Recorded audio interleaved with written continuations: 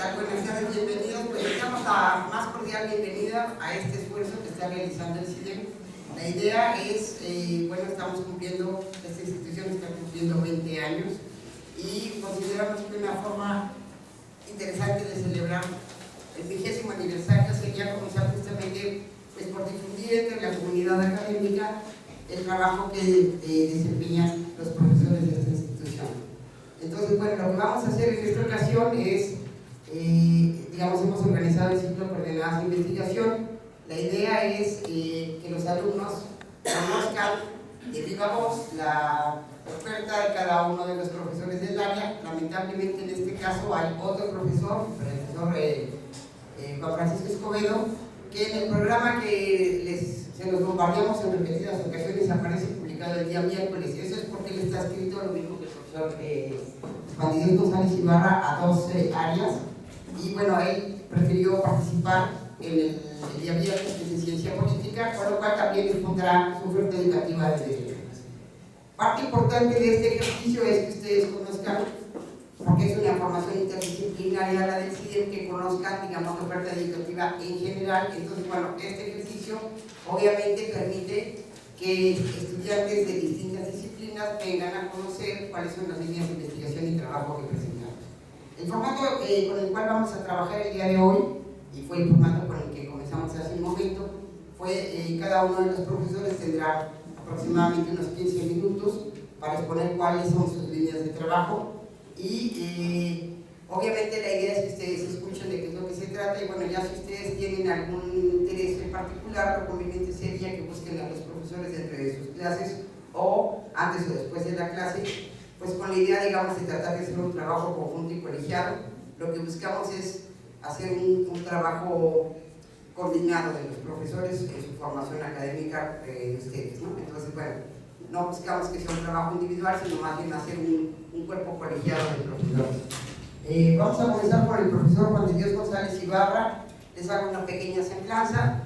Él nació en Morelia, Michoacán, es miembro del Sistema Nacional de Investigadores nivel 2, es miembro de la Junta de Gobierno del Colmexic, es licenciado en Derecho y licenciado en Administración por la UNAM, cursó su maestría en Derecho y doctorado en Ciencias Políticas en la UNAM.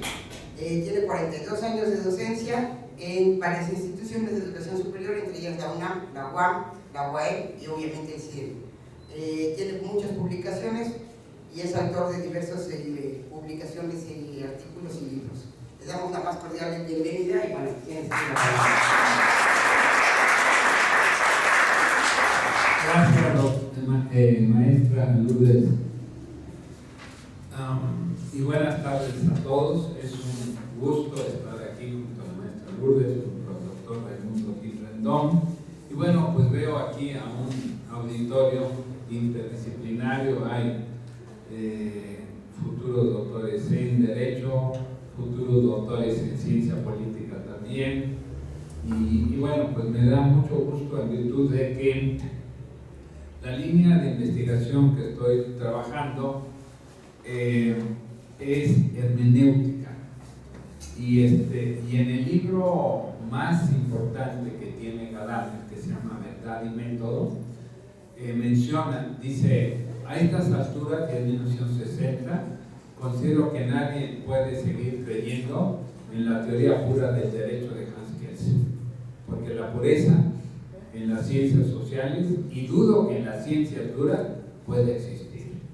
Ejemplo, lo que es la física matemática, que por sí misma es se apoya en la disciplina de la matemática y en la ciencia de la física, y pone Gadamer, el padre de la hermenéutica moderna, una serie de ejemplos, porque la cuestión interdisciplinaria es lo que domina en el conocimiento. ¿Por qué? Pues porque en el libro de la naturaleza y en el libro de la sociedad todo es interdisciplinario. Pero a partir del 10 de junio de 2011, nuestra constitución, que era kelseniana, químicamente pura, cambió y ahora es garantista, y el padre del garantismo es Luigi Ferrajoli. Y Luigi Ferrajoli sostiene en su obra magna, que se llama Principia Juris, en 3 tomos. El último es absolutamente de pura lógica simbólica, que el derecho empieza en la filosofía política. Luego entonces, desde la ciencia política, desde la filosofía práctica, desde el derecho, desde la sociología, ya estamos viendo que de esta manera que la globalización ha estado rompiendo fronteras, no solo en términos de fronteras físicas, que no existen además, ¿sí? Algunos muros muy torpes, como el que se ha construido, por ejemplo, el que se construyó en Berlín, que cayó en 1989, no existen realmente fronteras.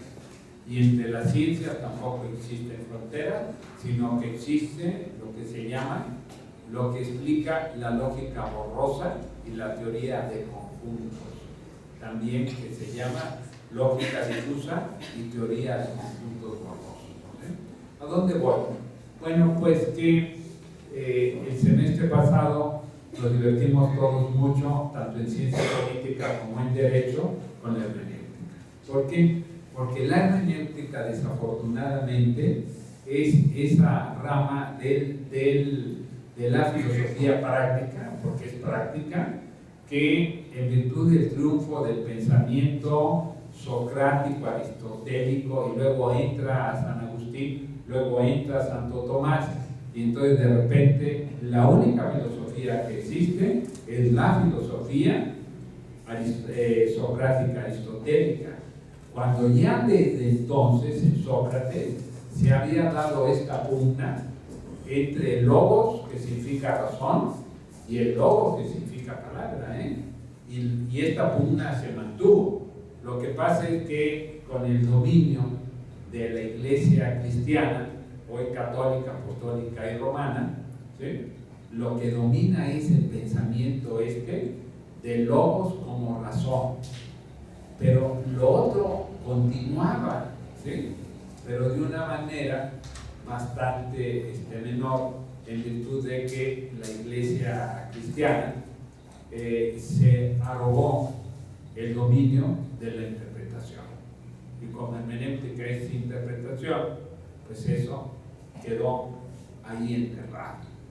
Pero se van a dar una serie de trabajos a partir de la recuperación que hace Nietzsche de los sofistas, que eran los sabios, que eran los que enseñaban la retórica. ¿Por qué? Porque Solón estableció que todo ateniense debía saber defenderse ante la asamblea, que lo iba a juzgar por sí mismo, en sus famosas leyes.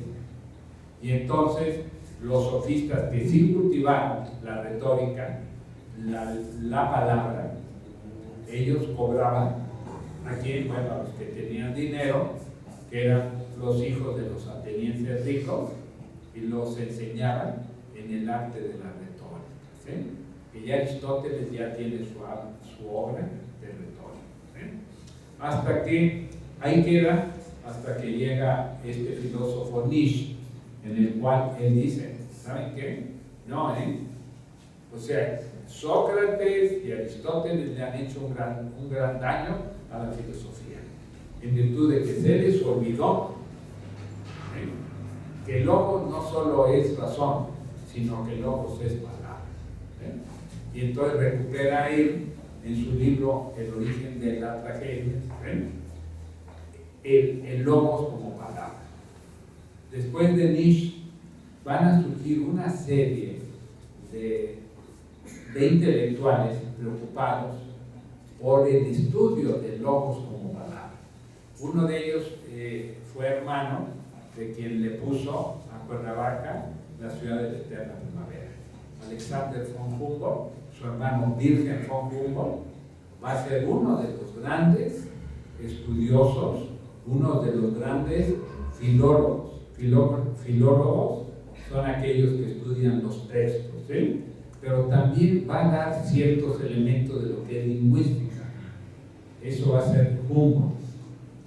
Y después de él va a seguir, obviamente, un pastor protestante, Schleiermacher, en el cual, en virtud de reforma religiosa, ya ellos no aceptan que los únicos que puedan interpretar la Biblia, que es el libro de libros obviamente, puedan ser los sacerdotes, sino que, o sea, el Papa, cardenal y ciertos sacerdotes, los otros, lo que se llama el bajo clero, esos estaban viviendo de la caridad y mal viviendo. Bueno, entonces, con lo que son todos estos estudios, a partir de Nietzsche, se recupera la palabra y entonces tiene un gran desarrollo la hermenéutica, la lingüística, la semiótica, y esto es muy reciente. ¿Por qué es muy reciente? Si nacieron hermanas, los sofistas con los filósofos, porque predominó el logos, el racionalismo, para bien y para mal, o sea, este racionalismo cartesiano nos tiene como nos tiene. Todos los estudios señalan que en 20 años tendremos grandes problemas, porque el 95% de los problemas que estamos viviendo por el efecto invernadero del calentamiento global es producto de la contaminación que los seres humanos hacemos.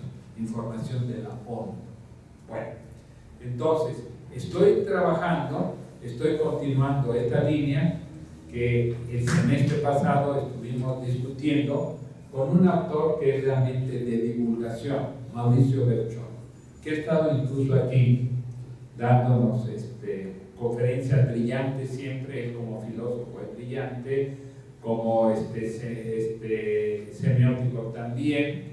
Sin embargo, bueno, o sea, no podemos nosotros hacer a un lado a Heidegger, porque Heidegger va a ser el último gran filósofo reconocido universalmente, O sea, quien creó el CIDEM fue el doctor Ricardo Guerra. Él fue alumno de Heidegger. Si ustedes buscan el último gran filósofo reconocido por todos, es Heidegger. Y Heidegger no es el filósofo de logos como razón, sino es el filósofo de logos como palabra. Es filósofo, ¿sí?, que va a ser maestro del padre, repito, de la hermenéutica moderna, que es Gadamer. Y la obra cumbre de Gadamer, que está en 2 tomos, se llama Verdad y Método, o Introducción a la hermenéutica filosófica. ¿Sí? Entonces esto ya lo empezamos nosotros a trabajar el semestre pasado. Vimos que habíamos que empezar por un autor que es muy pedagógico, como es Mauricio Berchón, mexicano él, ¿sí?, y que tenemos que continuar, pero ahora sí ya en las grandes ligas, porque ya son estudios, ¿sí?, de calidad, son estudios de primer nivel, ¿sí?, sean de licenciatura, de maestría o de doctorado. La hermenéutica, que ha sido tan olvidada en este país, junto con la epistemología, tiene que ser de gran nivel, de gran consistencia, en licenciatura, maestría y doctorado. Y entonces esta línea, como pudimos ver, como veremos con los alumnos de la UAM que nos acompañan aquí, muchas gracias por disfrutar de este bellísimo espacio, que es un espacio de grupo, con profesores, doctores y maestros, como los que me acompañan de categoría mundial. Continuaremos en esta línea de lo que es la hermenéutica, y yo sé, como lo pudimos ver el semestre pasado, que va a ser un gran aprendizaje para todos, ¿sí? Mi promesa es que Heidegger, que ha sido el foco de muchos filósofos, ¿sí?, van a ver que vamos a jugar con estas, ¿sí? No tiene mayor problema. Yo tengo las 2 versiones, la de José Gao, que fue la primera traducción, que es pesada porque es una traducción, salud, para filósofos, ¿sí?, y otra traducción que es de un chileno que le tomó 20 años hacer la traducción, que es más ligera, ¿sí? No hay problema. Y luego con Gadamer no hay problema.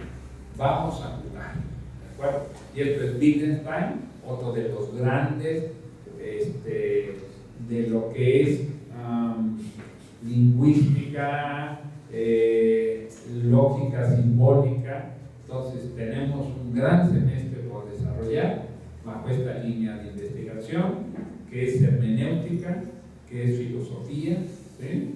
Que al final de cuentas la hermenéutica, ¿sí? Es una de las ramas que ha cultivado la filosofía. Por eso se habla de hermenéutica filosófica, ¿sí? Entonces, compañeros, bienvenidos a este ciclo ordenado de investigación, porque tanto en ciencias políticas como en derecho, la hermenéutica, la semiótica, la lingüística nos ofrecen magníficas herramientas que vamos a seguir desarrollando. Muchas gracias y muy buenas tardes.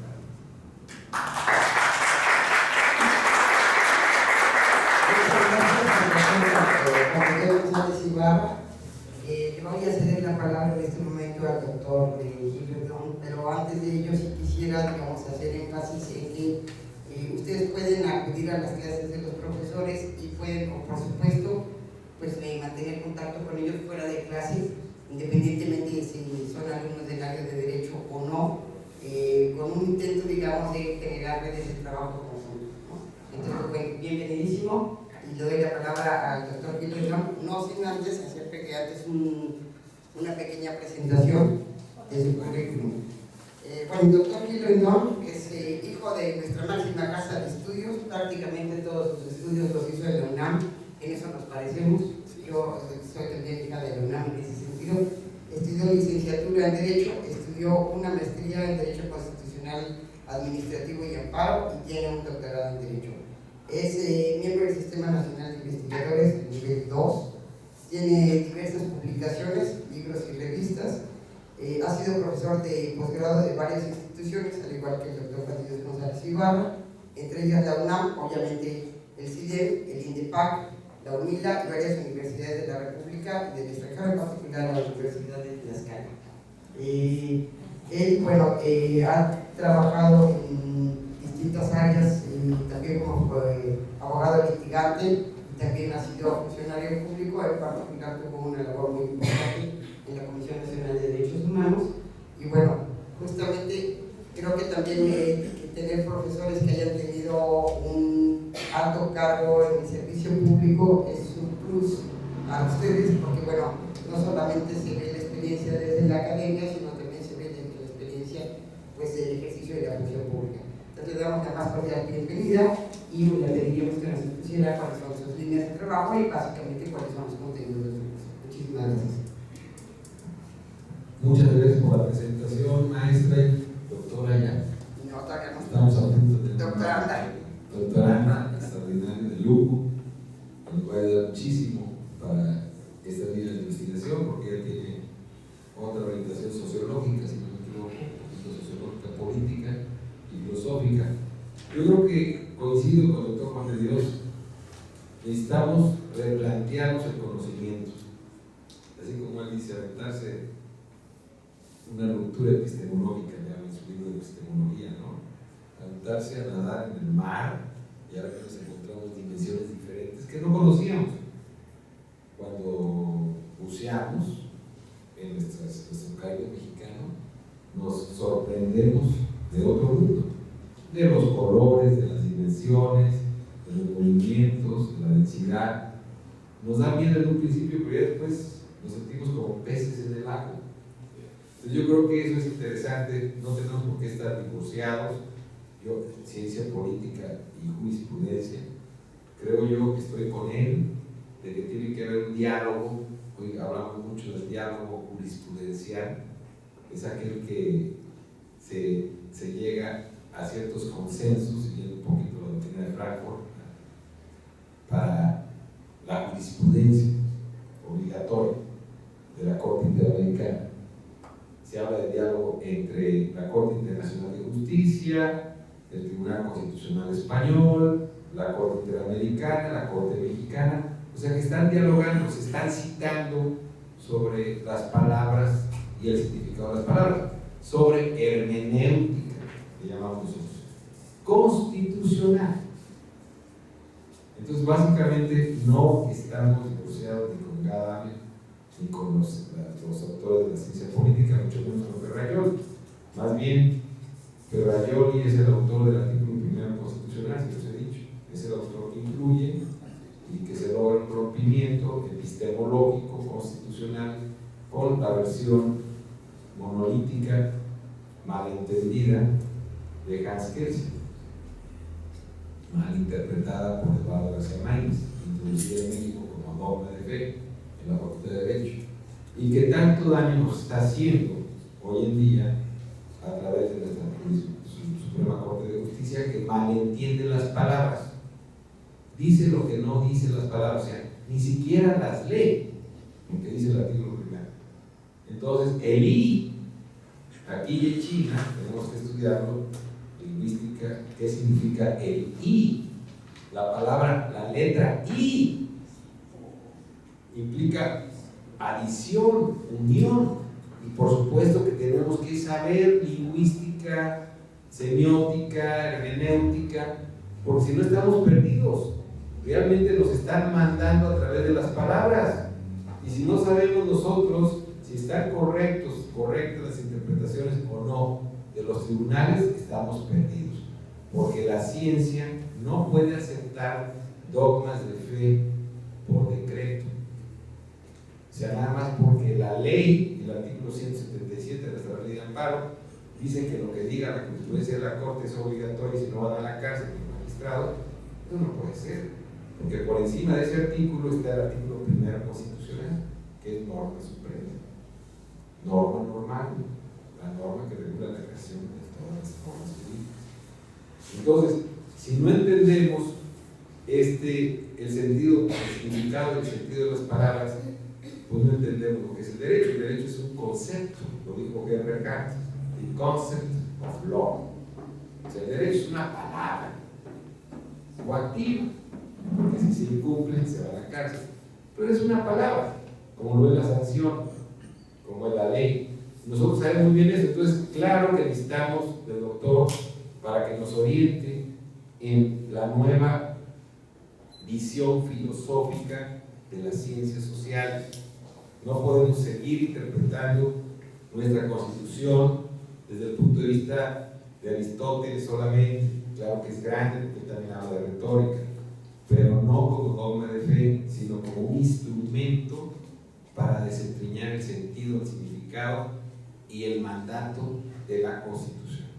¿Queda claro? ¿Y qué dice la Constitución? No qué dice lo que dice la Corte, la Suprema Corte. Porque en dos a fallar. O sea, nosotros la contradicción de tesis 293 que hemos estudiado en el semestre anterior, tanto en la primera generación como en la tercera, saqué un artículo junto con un alumno de aquí, del CIDE, en el Foro Jurídico, las regresiones de la Suprema Corte de Justicia de la Nación. Y le puse las regresiones porque las palabras tienen un peso, que me corrige el doctor Juan de Dios. No es lo mismo decir retroceso que decir regresiones. Claro, cuando se hacen regresiones, se va para atrás, se llega a un retroceso. Pero las regresiones de la Suprema Corte es violar la Constitución, porque el nuevo principio filosófico para los derechos humanos está desobedeciendo, que es progresividad. Lo contrario a la progresividad es la regresividad. Entonces, está mal. Y vale porque 10 votaron a favor y 1 en contra. No, como los votos de Vallarta, el voto disidente de José Ramón Cosío es el correcto. O sea, no se trata de consensos como en el Parlamento, sino se trata de hermenéutica constitucional. Entonces, aquí estamos nosotros haciendo ciencia, quienes aspiramos por lo menos de manera modesta, mediante el método de análisis crítico del derecho, Escuela Crítica del Derecho. Yo me ascribo, en lo personal, a la Legal Critical Studies, de Estados Unidos, a la Escuela Crítica del Derecho, que en México tiene muy poco impacto, salvo el loquito de su profesor Luis Rendón, que ya está a punto de ir al Zócalo a recitar la Constitución con una bella poesía, como López Obrador, porque es el único que disiente de todas las alabanzas a Peña Nieto, a la Suprema Corte. O sea, lo mismo, la misma subcultura del prismo que estamos reinventando. Entonces, eso no es ciencia. Entonces, si no marcamos una línea, una independencia, una verdad aproximada de Popper, no hay verdades absolutas, Popper me gusta mucho porque él definió lo que era la metodología jurídica, plantear problemas y aportar soluciones, para eso nos contratan. Hay que saberlo metodológicamente, cómo plantear bien un problema y cómo emitir una opinión que viene de la solución del caso. Para eso es lo que hace un jurista. Entonces sí necesitamos de Gadamer, de la hermenéutica, de la ciencia política del doctor Juan de Dios, para que nos oriente en los textos innovadores del mundo actual, que nos ayude.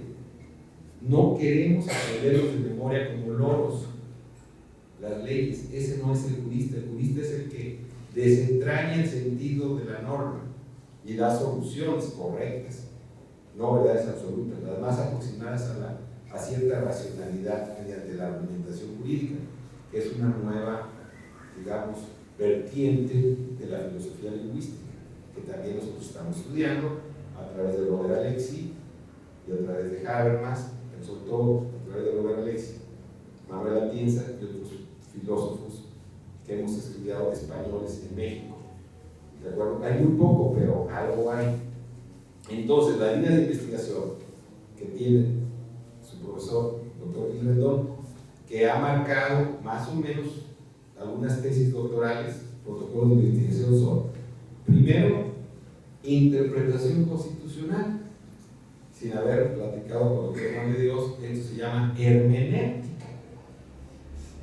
constitucional, porque, bueno, soy constitucionalista, y convencional, porque también tenemos que interpretar la nueva constitución latinoamericana, que tiene el mismo nivel que la constitución mexicana, por el I, que es la convención americana.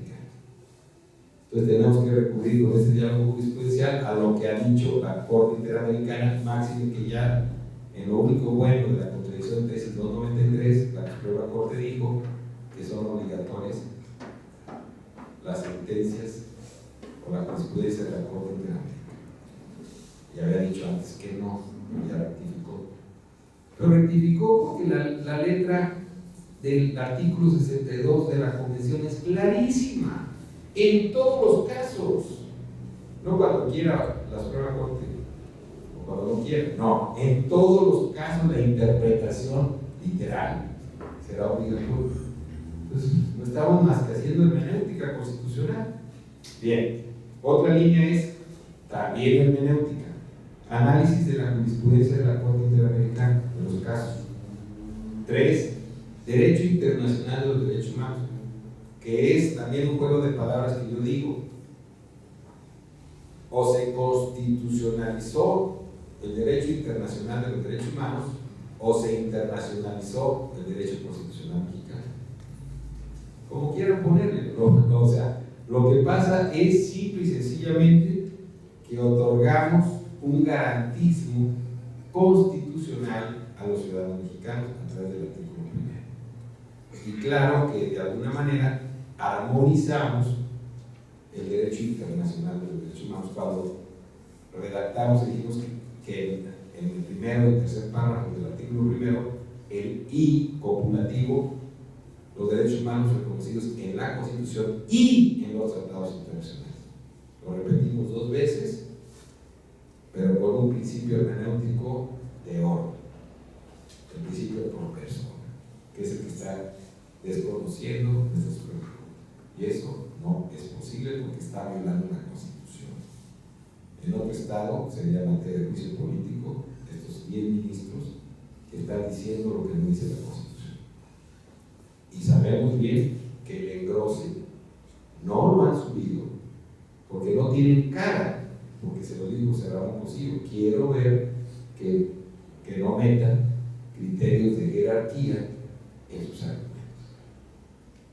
Cosa que no se resuelve este problema con problemas de jerarquía, que eso ya está superada la pirámide de Hans Kelsen. Ya se nos dice, esta ya se derrumbó, malinterpretado el artículo 133 por el I.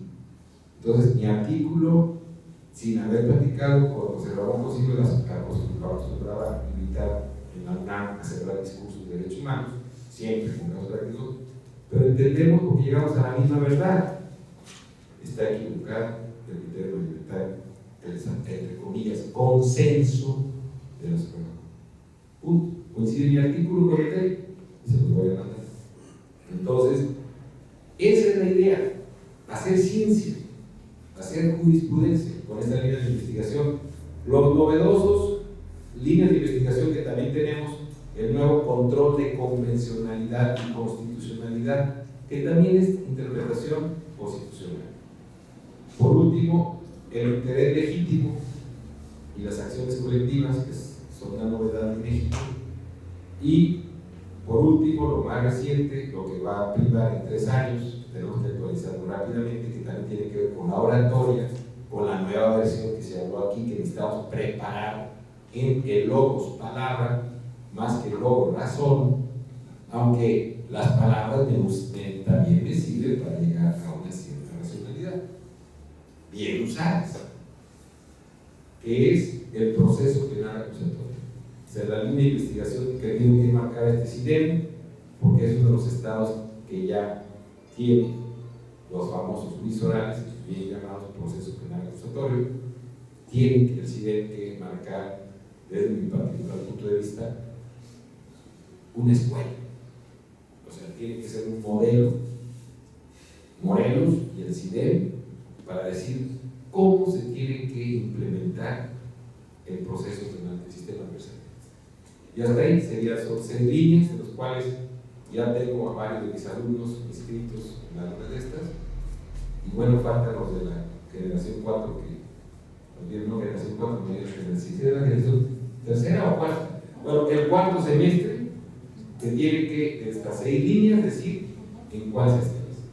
Y por ahí vamos, los que quieran adscribirse con el doctor Juan de Dios a la línea que le está marcando de hermenéutica, también se va.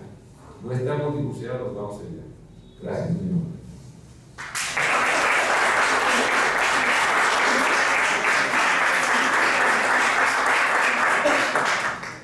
Bueno, pues les agradecemos en esta ocasión al doctor Gildón, al doctor González Ibarra por la exposición, y a todos aquellos alumnos que nos tienen registrados sus proyectos de investigación. Espero que con esta breve exposición que hicieron 2 de los profesores de esta área, el tercero participará el viernes, bueno, pues más o menos tengan un espacio de reflexión y vean si cae más o menos en su propio proyecto de investigación, tengan contacto con los profesores, búsquenlos, y bueno, si sus mismos profesores ya están muy ocupados, parte de esta idea es generar una red de trabajo conjunto.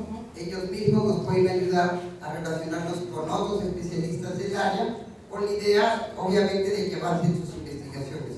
Es evidente que, digamos, el punto terminal del CIDEM es que ustedes se gradúen con una tesis de investigación sólida, consistente y de un buen nivel académico. Entonces, sí les hacemos un llamado a que no solo tomen sus cursos, sino que semestre con semestre hagan un avance importante de su investigación.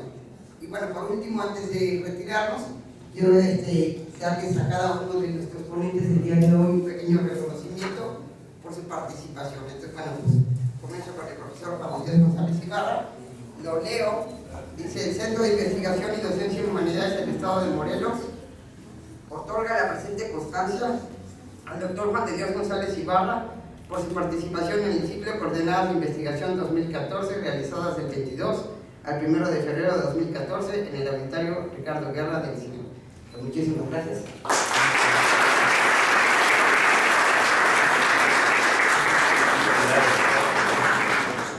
Y bueno, el texto es lo mismo, y le agradezco de nueva cuenta al doctor Raimundo Gil Rendón por su exposición. Muchísimas gracias. Muchas gracias.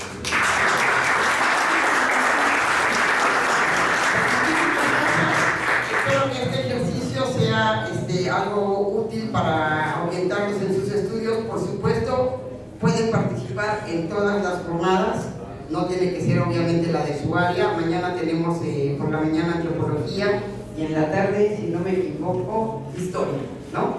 Entonces, bueno, mañana van a exponer sus líneas de investigación los profesores adscritos al CIDEN a estas dos disciplinas. Y bueno, les mandamos por correo el programa, por supuesto, pues pueden participar en cualquiera de las que ustedes deseen. Pues muchísimas gracias y pues buenas noches.